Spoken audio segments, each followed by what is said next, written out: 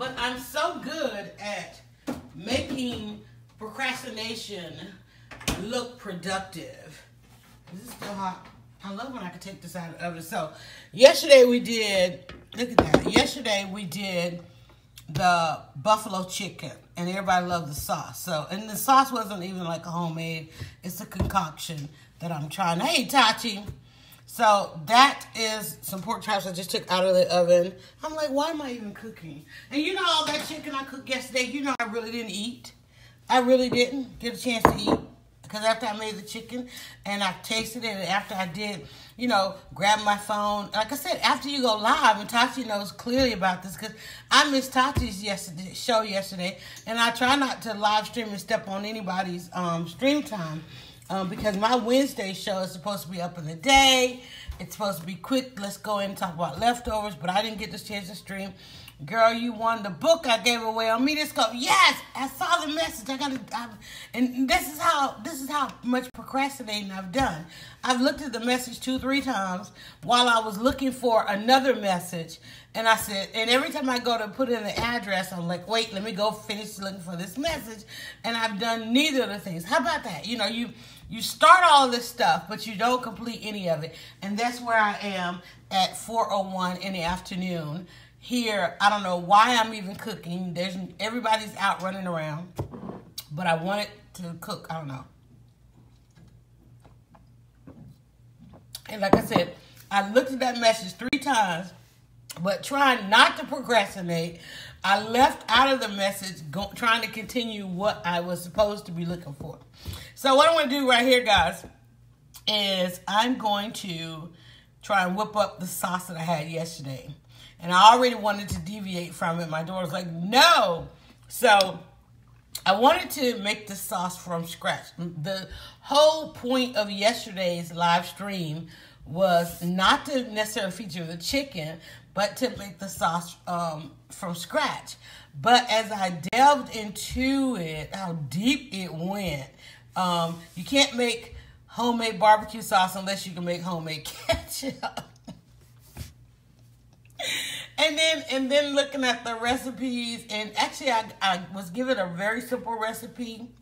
So I am going to at some point, because my goal is to not have all these containers, but to go back and do this stuff from scratch. So, but anyway, as you can see, like I said, you start out trying to be productive. And this is going to take about a cup, or maybe a half a cup. But I only bought, how many ounces is this? I bought this one, 14 ounces, so half of it yesterday and probably half of it today. I don't know why I just take top off. And one of the reasons I bought it was because I didn't want to use my daughter's ketchup, because I have one of those ketchup fiends in the house that puts ketchup on everything. And so I bought this container of ketchup so I wouldn't have to touch her ketchup.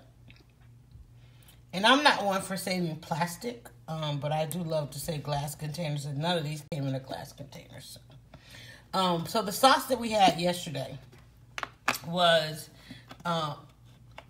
old school, because I was talking with my favorite barbecue guy, and I got to laughing so hard because when we were in school, one of the things that we talked about having the lunch ladies, like today's lunch lady is nowhere near yesterday's lunch lady. And so one thing that they used to do was mix together the ketchup and the mustard. We would never have, like, and I was always a mustard eater. I never really preferred ketchup. And so, okay, this is going to be ending that. I don't think I'm going to get much more out of there. All right. I was never one to really prefer ketchup. I love mustard. And so they would always, I guess somebody in the kitchen thought, oh, this would be cool if they would take the ketchup and they would swirl in the mustard into one bowl. And so on the table, whenever we had like hot dogs or whatever required burgers and things like that, rather than keep it separate, they would always take the mustard and swirl it into the ketchup. And I'm not using a lot of mustard to this. Both of these, like I said, when I started doing the deep dive into how to make ketchup and how to make mustard, I found that all of them, not even the ketchup and the mustard, but also the buffalo sauce, all of them had a vinegar. I don't like mustard or ketchup. Really? Well, all of them have a vinegar. It's probably because they all have a vinegar base. When I looked at the ingredients, and believe you me, that's one of the things I've started doing, is really looking at the ingredients because I want to make these things fresh, right? And making it fresh, like one of the things, we've been eating a lot of fresh stuff around here, but we've had to throw out a lot of fresh stuff because I can't get the family to understand that in eating fresh food, there's no preservatives.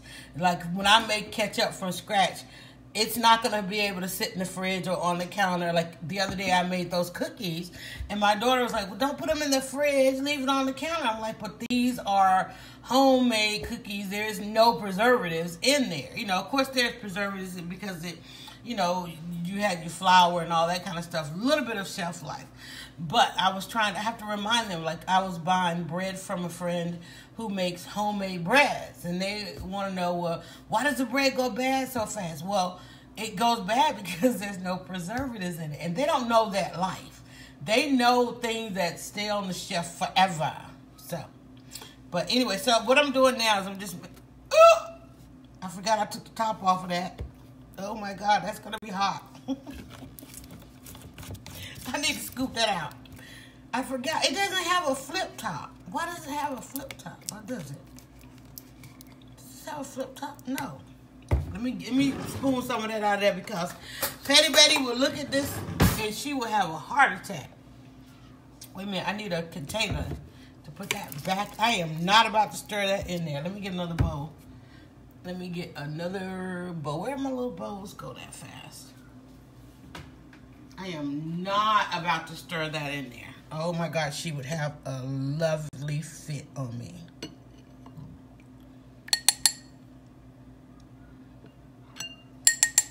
I'll taste it. And the good thing about this is not all that hot. Let me see, is that a lot? No, that's perfect. Okay. It's not all that hot. And actually, when I made it yesterday, I actually went back and put some more buffalo sauce in there. And then I'm going to just top it off with a little bit of honey.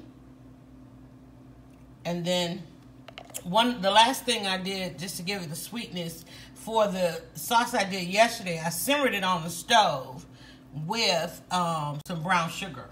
And I don't think, and that was a little bit sweet. So I'm trying not to do the brown sugar today. But the brown sugar also aided in the color that we had yesterday. I really wanted a nice red sauce. But then the brown sugar, I'm going to go ahead and give this a little bit of a stir. And as you can see, it's going to give me that orange and the reds. So when I add it in, when I put it on the stove with the brown sugar, see, that's how they used to serve it at school. Like just, you know. But how many of you still love what you had in school? The ketchup was sweet enough.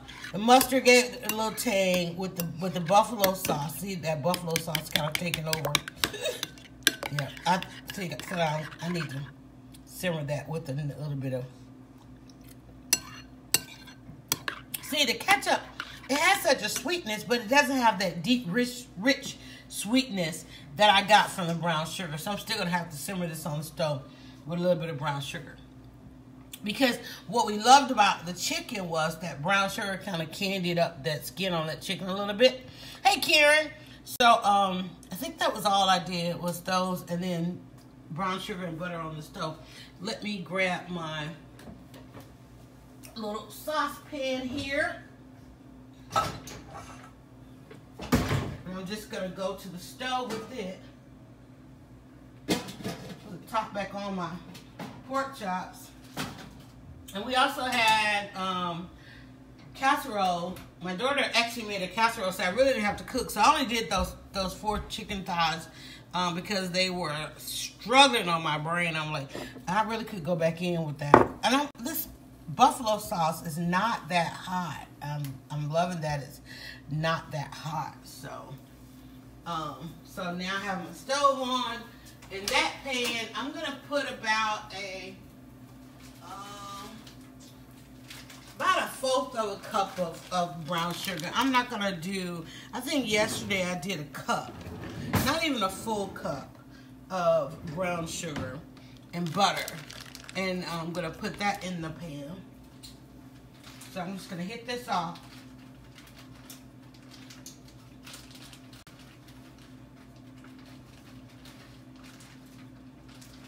With a little brown sugar. And let me see if I can get you guys moved over there. I call myself setting this up where I could go, but then I can't see it. Let me see, I have to go down low because I can't see what you guys can see. Hold on.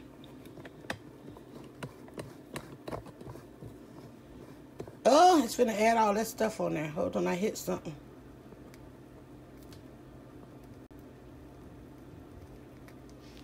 Why is that on there?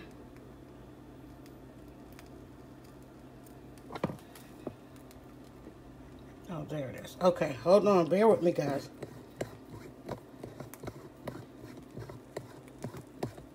Is that wide enough? Okay, cool. I'm trying not to have to... Oh, man, it thinks it's turned. Hold on.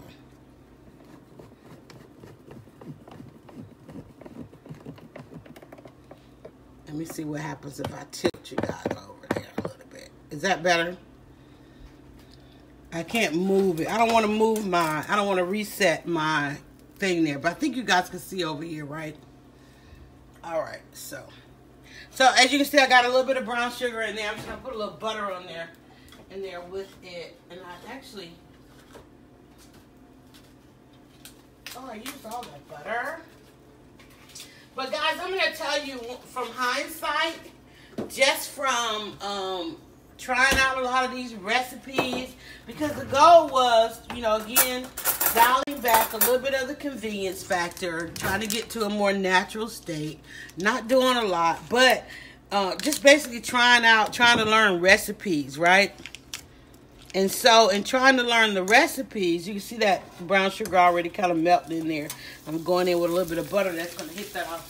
What I have found is a lot of the flavors, that restaurant flavor, I call it restaurant flavor. I definitely call it restaurant flavor, that we've been trying to get at home. You know, the little cheat, I call it my cheat sheet now, little secrets. Like adding brown sugar to some things. A little bit of butter. You'd be surprised what butter does when added to different things. Like dropping in a little pat. You see it when you look at the cooking shows. Dropping in a little pat of butter here and there. Like I put butter on those pork chops. Alright, so we're getting my sugar melted there. It's not really melty, but... And then I'm just going to go ahead and put that sauce in there. But you're going to see how that brown sugar is going to change up the color. You hear that sizzle? I love that sizzle. You're going to see how that brown sugar... Now, keep in mind, this is very hot. You don't want to be dealing with hot sugar. It is hot, and sugar can be painful. My mother used to be the woman in the neighborhood that made candy apples. And I can just tell you, you don't want to do the kitchen stuff when you're hot and when you're tired, right? And you can see the color changing as I stir that sugar in there. See that quickness? See that color change? My mother used to be the lady that made all the candy and the, you know, for fundraisers, because I was participated in everything as a child, and all my cousins, and they would always, you know, whenever anybody had fundraisers, she was the one to make like candy apples and things like that. So I have a real respect for hot stuff on the stove. And growing up in that era, you learn a real respect for hot stuff. And I remember I'm falling asleep one night and I almost setting the house on fire, you know, after all those hours that she worked, trying to come home tired and, you know, fulfill an obligation, that promise that she given to somebody, and tried to make some candy apples, and that candy boiled over, and oh my goodness, I'm telling you. So I probably should have stirred that in a little bit better. Always, but you can see the color. We started out with a real rich orange color, and then with that brown sugar went in there. And I want to give that a little bit of a toss, a little bit of tasting. Oh yeah, it's a whole other flavor. And I'm really surprised about that ketchup, you know. And like I said, I'm not a ketchup eater too. But then most of the time, we don't know. We don't know what kind of ingredients. I'm going to let that boil up just a little bit, y'all. You don't want it to pop. You definitely don't want that popping out of your pan. But I'm just going to let it kind of burn some of that vinegar off, I guess. And I don't even know if that's even a thing. But what I do know is the buffalo sauce is a vinegar base. The ketchup, believe it or not, is a vinegar base. Even though it's tomato based, it had vinegar. And then also the mustard had vinegar. And when you think about mustard, and again, like I said, because I have this new fascination with recipes now, I'm like, I kept thinking, in fact, like I said, I asked my barbecue guy, I'm like, okay, I want to make some barbecue sauce. What's the major base of a barbecue sauce? And so he sent me, rather than give me his secret recipe, he sent me a quick little 3-4 ingredient thing from Google. And of course the first one was your vinegar and sugar. So that's part of that. But the cheat tip was to go with ketchup and mustard, which is already basically, when you think about a barbecue sauce, I mean, you still end up with ketchup and mustard. And I didn't even realize how many ingredients went into a mustard. I was looking at the back of the mustard bottle, just trying to figure out, because like even in mac and cheese, you know, the real tanginess in mac and cheese is not the cheese. You know how people are doing all these mac and cheese with 50,000 ingredients, 50,000 cheeses, but the real tanginess of mac and cheese is mustard. It's like, that's why it has such a rich yellow color. And I was making some sauce, and I was thinking about the difference between my mom's mac and cheese, my aunt's mac and cheese, and so forth. And come to find out, my aunt put some mustard in hers. All right, so now what I'm going to do here, my eye is hot right there. I need to bring this over, and it's going to start sizzling my pork chop. But I wanted to just bring it over and let you guys see as I pour that on there.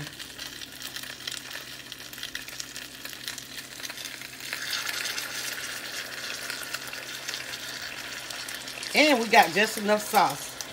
Awesome. And I actually have some sauce left over because my daughter fell in love with the sauce so much.